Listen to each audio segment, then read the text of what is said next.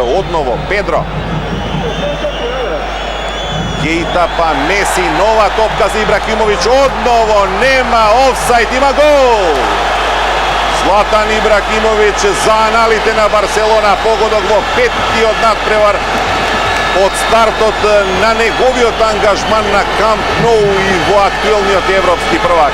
Златан Ибрахимовиќ влезе подоцна, пропушти 25 минути од овој дуел, но откако е на теренот циклично на секој 2-3 минути влегува во шанса, чинам дека оваа третата успева да погоди многу елегантно кога веќе подигнатата топка и префрлената цела одбранбена зона од страна на Меси дојде кај Златан овој со штопот, она што не го стори веројатно претходно подобро.